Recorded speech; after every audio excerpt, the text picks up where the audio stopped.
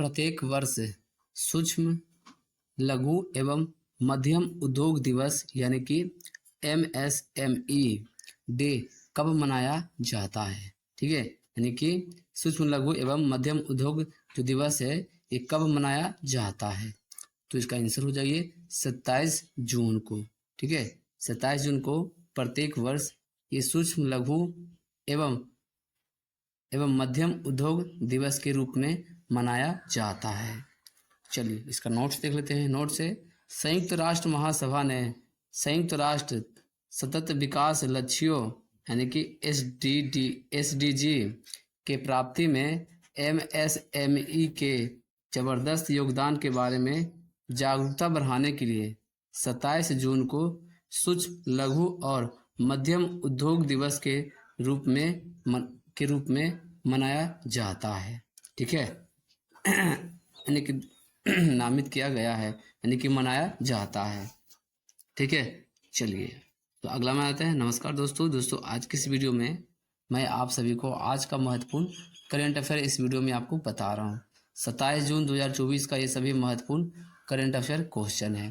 Railway, SSC या state level, कोई भी स्टेट लेवल हो या अदर कंपटीशन एग्जाम हो, सभी एग्जाम के लिए यह करंट अफेयर बहुत ही महत्वपूर्ण है। तो वीडियो को स्किप नहीं कीजिएगा और वीडियो को अंत तक देखिएगा। जितने भी क्वेश्चन है आपको इस वीडियो में आपको बता रहा हूँ। ये 27 जून का। अभी तक आपने अभिकृत स्टडी पॉइंट को आप सब्सक्राइब नहीं किया है तो अभिकृत स्टडी पॉइंट को आप सब्सक्राइब कर दीजिए। चलिए वीडियो को शुरू करते हैं पहला नंबर क्वेश्चन के साथ। पहला नंबर क्वेश्चन है, हाल ही में कौन सी राज्य सरकार भर्ती परीक्षा आयोजित करने के लिए नई नीति लाएगी? ठीक है, तो इसका आंसर हो जाएगा उत्तर प्रदेश। उत्तर प्रदेश के राज्य सरकार है जो ये कोई भी भर्ती परीक्षा होगी, ठीक है, यानी कि परीक्षा के आयोजित करवाएगी, उसके लिए नई नीति ला रही है। ठीक है, चलिए इसका नोट्स देख लेते हैं। नोट्स है, योगी सरकार की नई नीति के मुताबिक एक भर्ती परीक्षा कराने के लिए 4 एजेंसियों की अलग अलग जिम्मेदारियां होगी। ठीक है, परीक्षार्थियों को अपने गृह मंडल के बाहर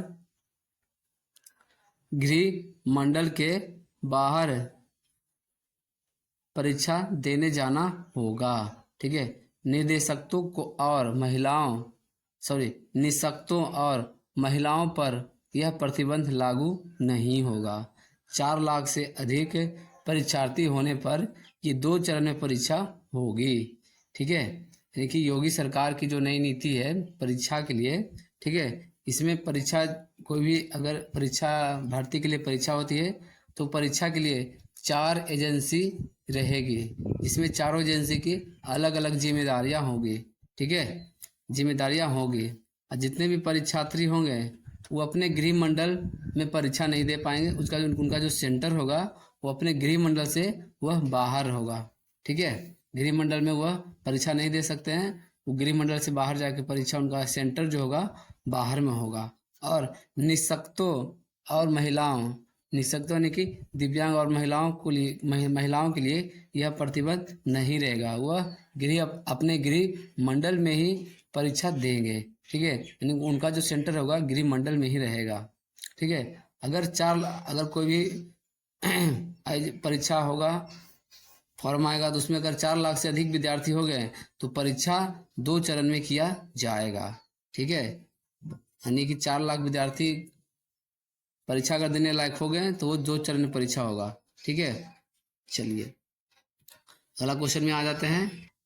चलिए अगला नंबर क्वेश्चन है, हाल ही में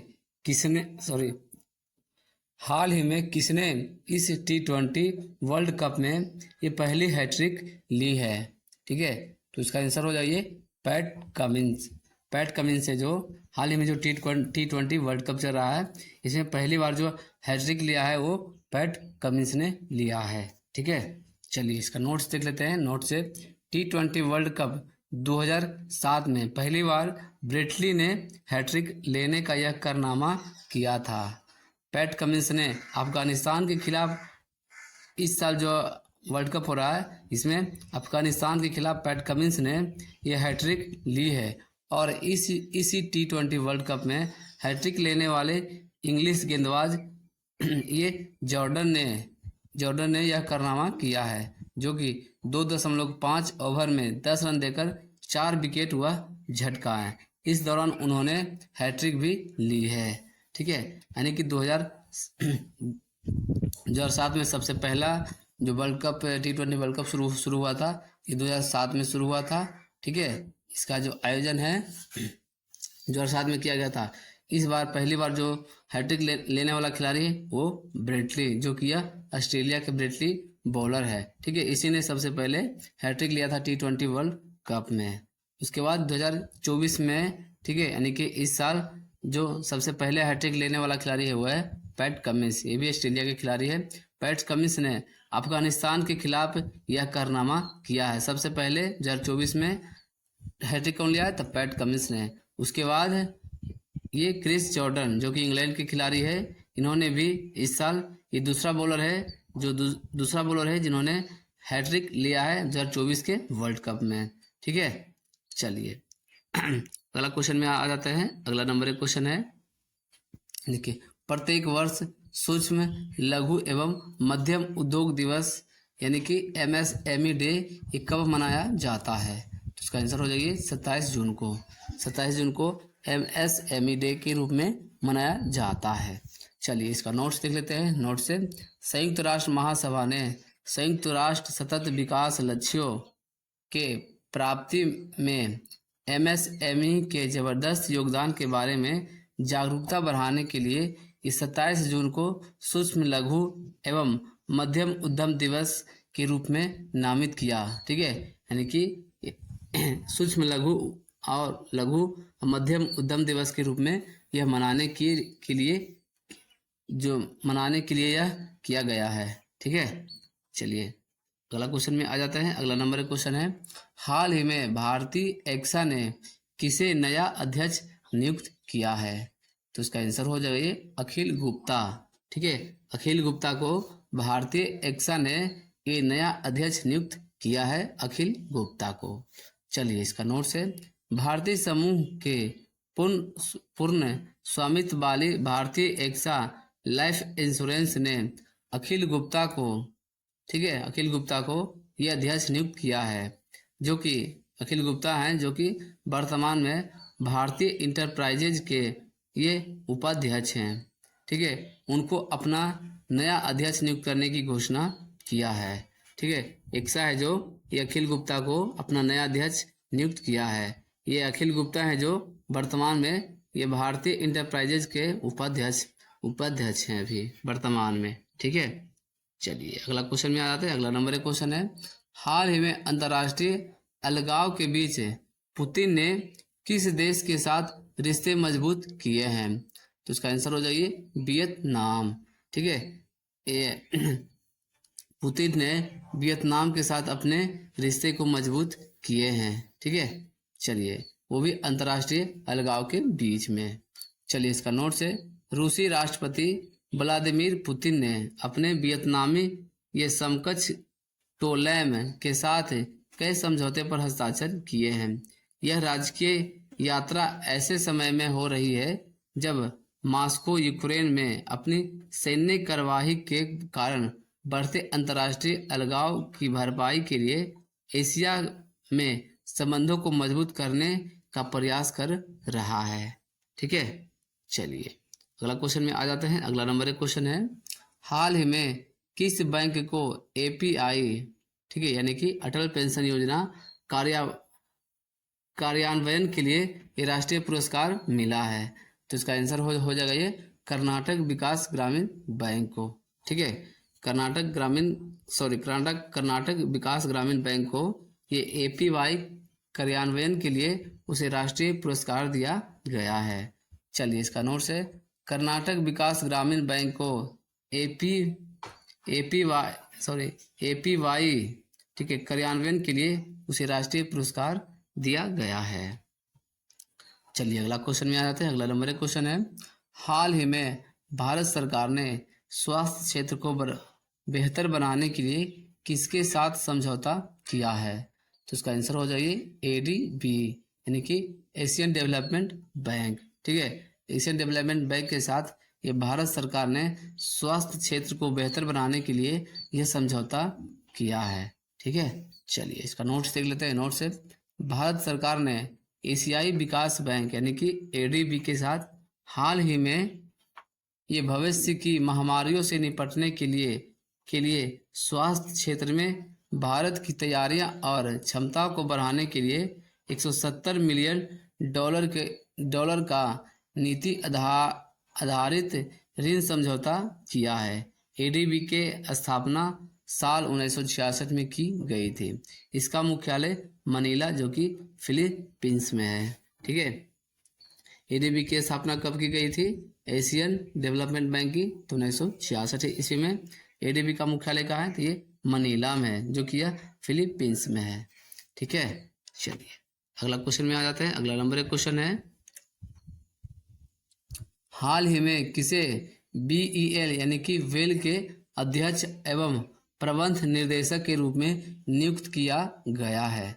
तो इसका आंसर हो जाइए मनोज जैन। ठीक है, मनोज जैन को ये बीईएल यानी कि बेल के अध्यक्ष और प्रबंधक निर्देशक के रूप में नियुक्त किया गया है। चलिए इसका नोट्स देख लेते हैं।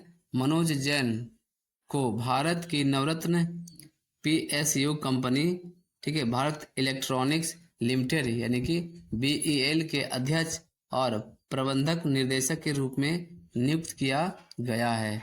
ठीक है, बेल कंपनी है जो ये भारत की नवरत्न पीएसयू कंपनी है।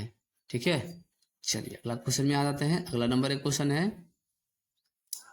ये हाल ही में लक्ष्मीकांत दीक्षित का निधन हुआ है, वह कौन थे? तो इसका आंसर हो जाएगा वह है पुजारी थे। ठीक है, लक्ष्मीकांत दीक्षित जिनका हाल ही में निधन हो गया है वह एक पुजारी थे। चलिए इसका नोट्स देख लेते हैं। उनका निधन वृद्धावस्था के कारण हुआ है। राम मंदिर प्राण प्रतिष्ठान में शामिल रहकर 121 वैदिक ब्राह्मणों का नेतृत्व करने वाले मुख्य पुजारी काशी के पंडित लक्ष्मीकांत दीक्षित का ये 22 जून 2024 को सुबह करीब 7 बजे उनका निधन हो गया है। ठीक है, ये श्री लक्ष्मीकांत दीक्षित जो थे ये राम मंदिर में जो प्राण प्रतिष्ठान हुआ था, ठीक है, 121 वैदिक ब्राह्मणों के वह एक मुख्य पुजारी थे।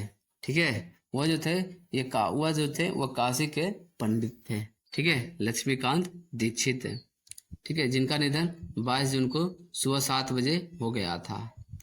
चलिए अगला क्वेश्चन में आ जाते हैं। अगला नंबर एक क्वेश्चन है, हाल ही में आई रिपोर्ट के अनुसार 2023 में भारत में एफडीआई में कितने प्रतिशत की गिरावट आई है? तो इसका आंसर हो जाइए 43%। ठीक है, भारत में 2023 की रिपोर्ट के अनुसार एफडीआई में 43% की गिरावट आई है। चलिए इसका नोट्स देख लेते हैं। नोट्स है, व्यापार और विकास पर संयुक्त राष्ट्र सम्मेलन, ठीक है, के अनुसार वर्ष 2023 में भारत का प्रत्यक्ष विदेशी निवेश यानी कि एफडीआई वर्ष 2022 की तुलना में ये 43% कम हो गया है, जिससे वैश्विक प्राप्तकर्ताओं में भारत का स्थान ये गिरकर 15वें स्थान पर आ गया है। ठीक है, चलिए अगला क्वेश्चन में आ जाते हैं। अगला नंबर एक क्वेश्चन है, हाल ही में कौन सा देश 2036 ओलंपिक की मेजबानी के लिए दावेदारी करेगा? तो इसका आंसर हो जाइए भारत। ठीक है, भारत देश है जो 2036 में जो ओलंपिक होगा उसका मेजबानी भारत करेगा। चलिए इसका नोट्स है, भारत 2036 पेरिस ओलंपिक की मेजबानी की दावेदारी पेश करेगा, भारतीय खेलों को शामिल करने की मांग करेगा। ठीक है, चलिए अगला क्वेश्चन में आ जाते हैं। अगला नंबर एक क्वेश्चन है, हाल ही में किस देश के तट पर ये मोतियों के लिए प्रसिद्ध 4वीं सदी का एक खोया हुआ शहर खोजा गया है? तो इसका आंसर हो जाएगा यूएई में। ठीक है, यूएई देश के तट पर मोतियों के लिए एक प्रसिद्ध 4वीं सदी का एक खोया हुआ शहर है जो वह मिला है। ठीक है। चलिए इसका नोट्स है, संयुक्त अरब अमीरात के पास मोतियों के लिए प्रसिद्ध 4वीं सदी का एक खोया हुआ शहर खोजा गया है। पुरातत्वविदों ने संयुक्त अरब अमीरात यानी कि यूएई के तट पर सिनिया द्वीप पर एक लंबे समय से लुप्त प्राचीन शहर की पहचान की है, जो अपने मोती उद्योग के लिए वह प्रसिद्ध था। ठीक है, ये जो शहर की खोज किया गया है, ये कहाँ पर किया गया है, तो ये सिनिया द्वीप पर यह खोजा गया है। ठीक है, जो कि यह लुप्त प्राचीन शहर की पहचान था। चलिए, ये जो शहर है यह मोतियों उद्योग के लिए ये बहुत ही यह प्रसिद्ध था। ठीक है, यह शहर जो था ये 4वीं सदी से ही यह खोया हुआ था। ठीक है, चलिए अगला क्वेश्चन में आ जाते हैं। अगला नंबर 1 क्वेश्चन है, हाल ही में किसने आईएमसी चैम्बर ऑफ कॉमर्स के अध्यक्ष के रूप में पदभार संभाला है? तो इसका आंसर हो जाएगा ये श्री संजय मारीवाला। ठीक है, श्री संजय मारीवाला है जो आईएमसी चैम्बर ऑफ कॉमर्स के अध्यक्ष के रूप में यह पदभार संभाला है। चलिए इसका नोट्स है, श्री संजय मारीवाला ने, ठीक है, IMC chamber of commerce and industry के नए अध्यक्ष का पदभार संभाल लिया है। वे श्री समीर सोमैया के स्थान लेंगे, जिनका कार्यकाल पूरा हो चुका है।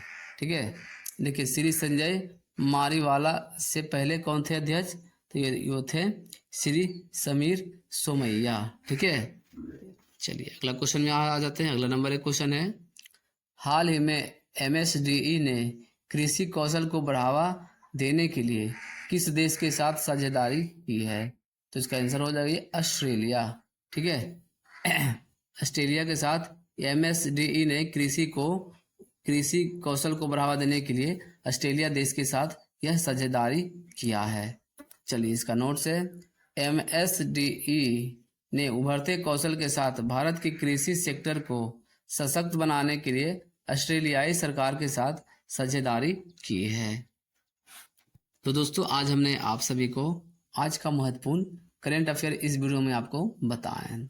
अगर वीडियो अच्छा लगा होगा तो वीडियो को एक लाइक कीजिए, कमेंट करके बताइए कि आज का बेस्ट क्वेश्चन कौन सा रहा। इस वीडियो को अपने दोस्तों के साथ शेयर कर दीजिए। अभी तक आपने अभिकीत स्टडी पॉइंट को आप सब्सक्राइब नहीं किया है तो अभिकीत स्टडी पॉइंट को आप एक सब्सक्राइब कर दीजिए। चलिए मिलते हैं फिर अगले वीडियो में।